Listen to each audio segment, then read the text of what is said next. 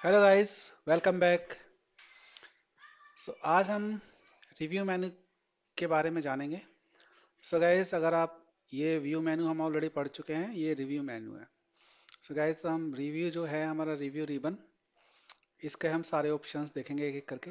तो गाइस, सबसे पहले इसमें प्रूफिंग करके ये ऑप्शन होता है जिसका सबसे पहला ऑप्शन है स्पेलिंग। अगर कोई स्पेलिंग मिस्टेक्स होती है आपके डॉक्यूमेंट में तो आप यहाँ से चेक कर सकते हो। जैसे हम देखते हैं इस एक्सेल फाइल में कोई मिस्टेक है या नहीं है। It is saying do you want to continue checking at the beginning of the sheet. तो मैं इस पे यस बोल सकता हूँ। यस। यहाँ पे अगर आप देखो तो ये ऑप्शन दिखा रहा है इसमें, इस सेल के अंदर वाई यू, ये बोल रहा है कि यहाँ पे वाई यू लिखा है, लेकिन ऑप्शंस दे रहा है या तो आप वाई यू ही बोलो या वाई डी या यू। इसने कुछ सजेशंस दिए हैं तो मुझे लगता है कि यू सही है, तो चेंज कर देते हैं। ओके। तो यहाँ इसने बता दिया कि सब कुछ सही है। Okay guys. अब जैसे यहाँ पे इस ग्रामेटिकल मिस्टेक है, इसने शो नहीं की, तो अगर कोई स्पेलिंग मिस्टेक्स होती है तो आप यहाँ से चेक कर सकते हो, उसको चेंज कर सकते हो। जैसे मैं आपको यहाँ से दिखाता हूँ।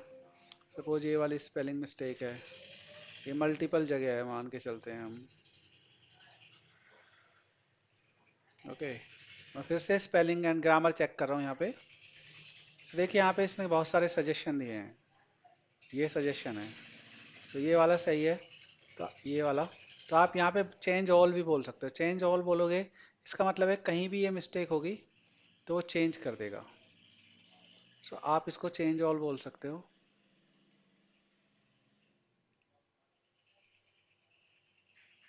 ओके गाइस, तो इस तरीके से इसने सब जगह उसको चेंज कर दिया। ओके। इसके बाद इसमें होता है थिसॉरस, ये वाला ऑप्शन। ये भी स्पेलिंग का ही एक ऑप्शन है।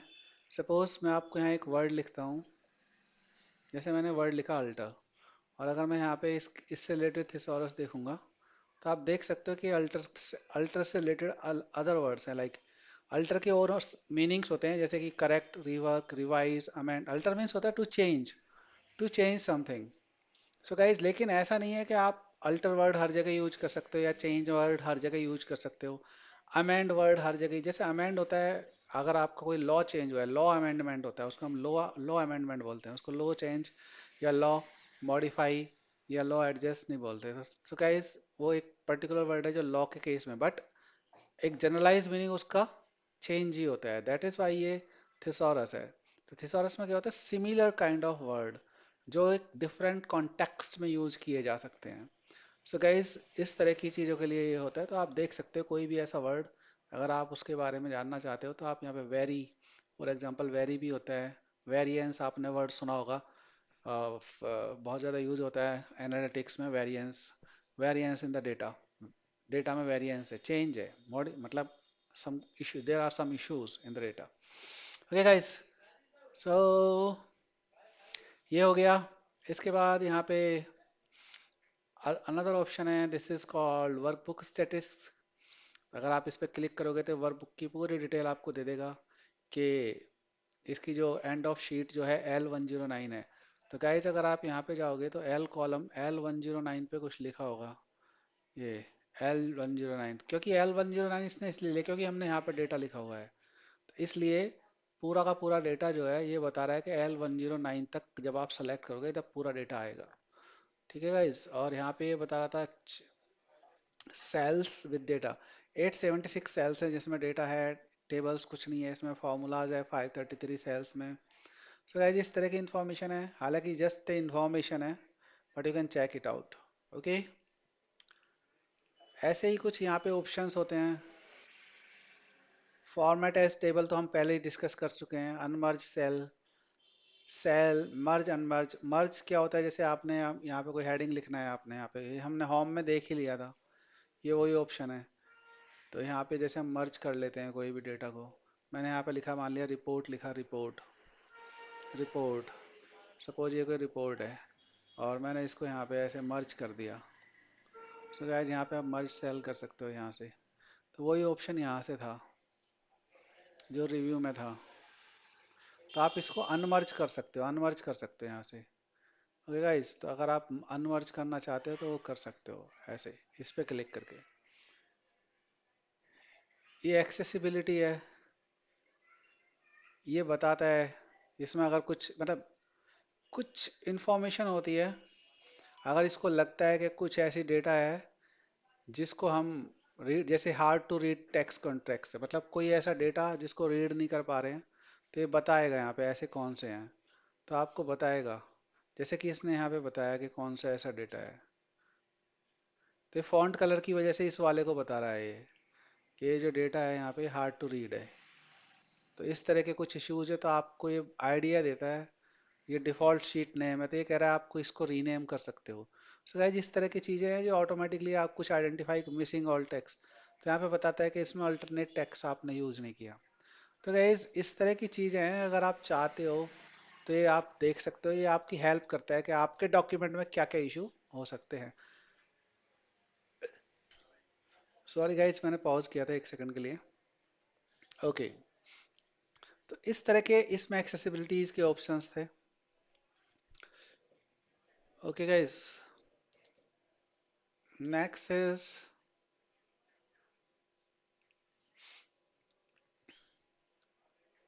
अदर, इसके ऑप्शंस होते हैं एक्सेसिबिलिटी रिलेटेड, वो आप यहाँ ओपन कर सकते हो। तो बहुत सारी चीज़ें हैं, ये देख सकते हो आप। कभी रेयरली यूज़ होता है, इतना कोई ऐसा कोई ऑप्शंस नहीं है इसमें बहुत ज़्यादा, ये सिर्फ फॉर्मेटिंग से रिलेटेड या कुछ उस तरह के ऑप्शंस हैं जो आप चेक कर सकते हो। ओके गाइज, इसके बाद इसमें ये ट्रांसलेट एक ऑप्शन है, ये बहुत अच्छा ऑप्शन है। सपोज हम इस सीट पे थे, इस सीट पे, सो यहाँ पे अगर आप देखो, जैसे मैंने ये ऑप्शन लिया और इसमें यहाँ पे मैं गया और मैंने बोला सॉरी ये ट्रांसलेट, तो आप ट्रांसलेट, ये सेल को ट्रांसलेट कर देगा। ये बोल रहा है दिस इज माई फाइल, का मतलब होता है यह मेरी फाइल है। आप इसको किसी भी लैंग्वेज में कर सकते हो गाइज, अगर आपको गुजराती जाननी है तब या मारी फाइल है छः, या मारी फाइल छः, आई डोंट नो, मुझे लग रहा है यही है, या हमारी फाइल छः। तो आप इस तरीके से देख सकते हो। जर्मन में आप देखोगे तो दैट्स इट्स मैंने data I, so what ever is. तो आप डिफरेंट डिफरेंट लैंग्वेज में अगर आपको कुछ सीखनी भी है तो धीरे धीरे करके भी आप यहाँ से लैंग्वेज सीख सकते हो, but it takes time. Okay guys, so मैं इसको वापस से हिंदी कर रहा हूँ, यहाँ से जाके मैं हिंदी कर सकता हूँ, Hindi Hindi Hindi Hindi, this one. Yes, तो आप किसी भी भाषा को, इसमें इंडियन लैंग्वेजेस भी हैं और इंटरनेशनल लैंग्वेजेस भी हैं, अदर नेशंस की लैंग्वेजेस है। ओके गाइस, तो you can go and change it and check. अच्छा ऑप्शन है, आप किसी भी चीज़ को देख सकते हैं, देखिए कितना आसान है guys, it's very good. You can go and check the data. Okay, now यहाँ पे ये ऑप्शन होता है न्यू कमेंट। सो गाइज मान लिया आपको कोई कमेंट लिखना है कैसा भी, जैसे यहाँ पे कोई कमेंट लिखना चाहते हो तो आप कमेंट लिख सकते हो। यहाँ पे आप कोई भी कमेंट लिख सकते हो, जैसे कि this is just for information, आप कुछ भी लिख सकते हो। अगर आपको कोई इन्फॉर्मेशन देनी है तो आप ऐसे लिख सकते हो। तो एक कमेंट यहाँ पे लिख गया। तो ऐसे ही आप कोई नेक्स्ट कमेंट अगर आपको लिखना है तो आप फिर से न्यू कमेंट लिख सकते हो। Second comment, I am just saying second comment, you can write anything. Okay guys, तो अब यहाँ से आप मूव कर सकते हो, next comment, previous comment, next comment, previous comment.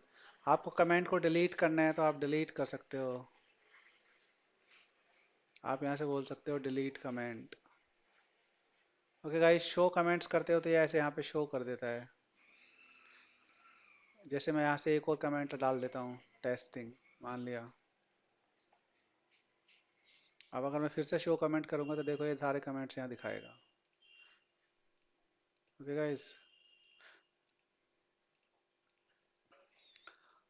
Okay, next option होता है नोट्स। आप नोट्स, जैसे कमेंट होता है वैसे नोट्स भी होता है। कमेंट्स यहाँ पे इस तरह से दिखते हैं, नोट्स थोड़ा सा अलग दिखता है, मैं दिखा देता हूँ। ये यहाँ पे इस तरह से नोट्स डाल सकते हो आप। यहाँ पे आपका नाम भी आता है, तो आप चाहो तो ये हटा सकते हो यहाँ से। तो आप यहाँ से हटा के लिख सकते हो दिस इज माई नोट। आप कुछ भी आप लिख सकते हो, कहीं भी आप नोट्स डाल सकते हो। तो यहाँ पे न्यू नोट, इसमें भी वही सारे ऑप्शन है। सो जो कमेंट है वही नोट है। पहले इसमें कमेंट होता था, इसी को कमेंट बोलते थे, इन्होंने कमेंट अब डिफरेंट तरह का बोल दिया। नोट डिफरेंट तरह का है। तो गाइज ये नोट्स हैं। आप यही ऑप्शन इसमें है, previous note, next note, show all notes.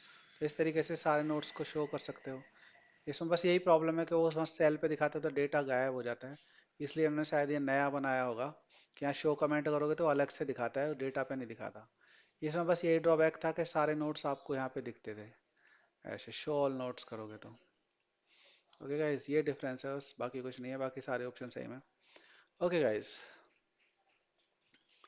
अब मैं आपको बताता हूँ, मान लिया कि प्रोटेक्ट शीट, जैसे ये वाली सीट है, तो आप अगर इसको प्रोटेक्ट कर दोगे तो इसमें कोई चेंज नहीं कर पाएगा। मैं इसको प्रोटेक्ट करता हूँ तो हमें यहाँ पे पासवर्ड देना होता है। मान लिया मैंने वन पासवर्ड दिया, वन पासवर्ड यहाँ पे दिया।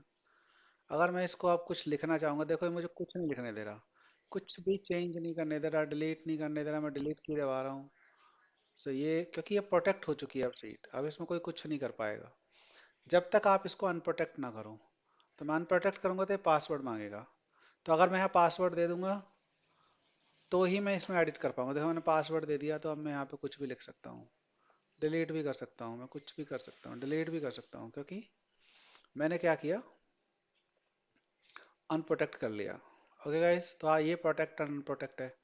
ऐसे ही आप प्रोटेक्ट वर्कबुक कर सकते हो, पूरी की पूरी वर्कबुक को भी प्रोटेक्ट कर सकते हो। सो मैंने इसमें भी पासवर्ड वन दिया है।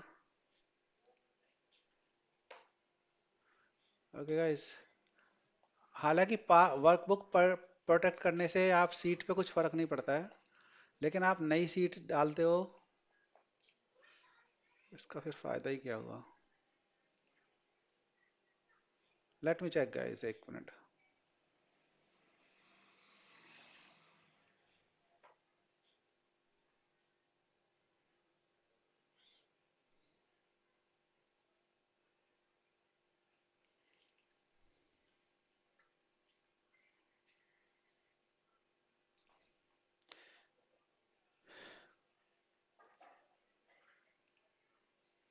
ओके गाइस, यहाँ पे ना स्ट्रक्चर इसका प्रोटेक्टेड था, तो मतलब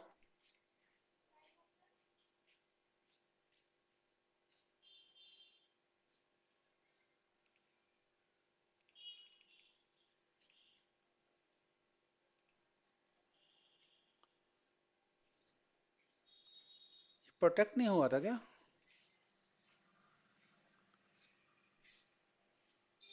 तो यार मैं ट्राई कर रहा हूँ फिर से, मैं इसको प्रोटेक्ट करता हूँ, स्ट्रक्चर, एंड मैं वन बोलता हूँ, वन, वन।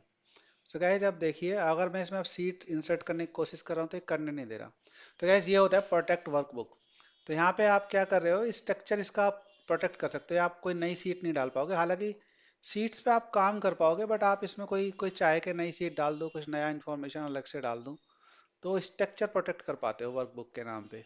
सीट्स तो आप प्रोटेक्ट कर पाओगे एक एक सीट, लेकिन अगर पूरी वर्कबुक प्रोटेक्ट करने का बस इतना ही मतलब है कि आप इसके स्ट्रक्चर को प्रोटेक्ट कर पाओगे। जैसे ही मैं इसको अनप्रोटेक्ट बोलूंगा, सो गाइज यहाँ पे ये क्या है कि अब आप नई सीट डाल पाओगे, क्योंकि मैंने इसको अनप्रोटेक्ट कर दिया। तो इसने नई सीट यहाँ पे डाल दी गाइज, ये देखो, सीट 10, ये देखो। और अगर मैं यहाँ पे इसको फिर से स्ट्रक्चर को प्रोटेक्ट कर देता हूँ, और अब मैं देखो 11 सीट्स में प्लस का साइन कराऊंगा, देखो कुछ नहीं हो रहा, सीट डालने नहीं दे रहा। तो गाइज ये होता है, स्ट्रक्चर प्रोटेक्ट होता है इसमें बस। ओके, सिर्फ प्रोटेक्ट अनप्रोटेक्ट है। इसके गाइज इसमें एक और बहुत अच्छा ऑप्शन है, मैं आपको फटाफट बताता हूँ। इसको मैं आपको, जैसे मान लिया कि आपको एक चीज़ बताता हूँ, जैसे मान लिया हमारी ये सीट है। ओके, मान लिया ये सीट है हमारी। तो यहाँ पे जैसे मान लिया कोई फॉर्मूला लगाया ये, तो आप चाहते हो कि फॉर्मूला, इस फॉर्मूला को तो कोई ना छेड़ पाए, और ये मान लिया फॉर्मूला आपने ऐसे ड्रैग कर दिया नीचे तक, और इस, तो आप चाहते हो कि जो भी यहाँ पे डेटा भरे, मान लिया मैंने यहाँ डेटा भर के दे दिया कुछ, आज की डेट का कुछ मान लिया हमें डेटा एंट्री करनी है यहाँ पे, आज की डेट की मान लेते हैं हम थोड़ी देर के लिए। ओके, और इनका प्राइस हम ले लेते हैं यहाँ से, ये हमने प्राइस ले लिया। सपोज मुझे यहाँ आज की एंट्री करानी है, मान लेते हैं। सो ये मैं ले लेता हूँ यहाँ पे इस डेट की, यहाँ पे मुझे कुछ एंट्रीज करानी है गाइस। अब मैं क्या करूँगा, इस फाइल को किसी को भी दे दूंगा, और जिसको भी इस फाइल को दूंगा उसमें मैं ये इसको प्रोटेक्ट कर देता हूँ मैं, लेकिन ये जो वाली रेंज है ना ये, यानी कि मैं उसको सिर्फ क्वांटिटी एंटर करने की वो दे रहा हूँ, क्या आप क्वांटिटी एंटर कर पाओगे यहाँ पे। जैसे मैं एक बार फ्रीज करके दिखाता हूँ आपको। फ्रीज पे एन कर दिया मैंने। सो मान लिया ये वाला डेटा है मेरा, इसको अगर मैं प्रोटेक्शन में जाऊंगा गाइस, रिव्यू के अंदर मैंने बोला अलाउ एडिट रेंज, तो मैंने इस रेंज को बोल दिया न्यू, और इस रेंज को मैंने बोल दिया इसको अलाउ कर दो। ओके, अब मैंने अप्लाई कर दिया। अब मैं इसको प्रोटेक्ट कर सकता हूँ। अगर आप मैंने इस सीट को प्रोटेक्ट कर दिया 1, ये मैंने प्रोटेक्ट कर दिया। सो गाइज देखो, अब इसमें आप ना कहीं भी चेंज नहीं कर पाओगे एक्सेप्ट दिस एरिया। इस एरिया में वो बंदा क्या करेगा, जो भी क्वांटिटी सेल हुई वो क्वांटिटी यहाँ पे डाल देगा, जिससे कि क्या होगा कि वो गलती से कोई फॉर्मूला डिलीट ना होगा। तो आप ऐसे भी करके दे सकते हो, मतलब आपने सारी कैलकुलेशंस लगा के दे दिए। कैलकुलेशंस लगाने के बाद आपको, आप यूजर से जो चाहते हो ना कि उसको बस वो यही डेटा एंट्री कर पाए, उसको यहाँ से अलाउ एडिट रेंज कर सकते हो। तो इससे क्या होगा कि कोई भी डेटा एंट्री के इश्यूज नहीं आएंगे, और आपका कोई भी फॉर्मूला हिलेगा नहीं, जो भी आंसर आएगा करेक्ट आएगा। तो इस तरह का ये ऑप्शन है, ये बहुत अच्छा ऑप्शन है, और आप इसको कर सकते हो। तो गाइज इसमें यही है, मैं इसको अनप्रोटेक्ट कर देता हूँ वापस से। ओके,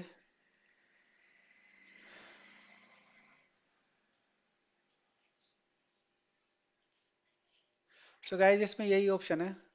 ये सब ऑप्शंस मैंने कभी यूज़ नहीं किए, और ये उसमें प्रोटेक्शन में जब हम ये देखते हैं, चेंजेस देखते हैं, तब इनका यूज़ होता है, जब हम शेयर बुक करते हैं। ओके गाइस, तो अभी के लिए इतना ही। Thank you very much.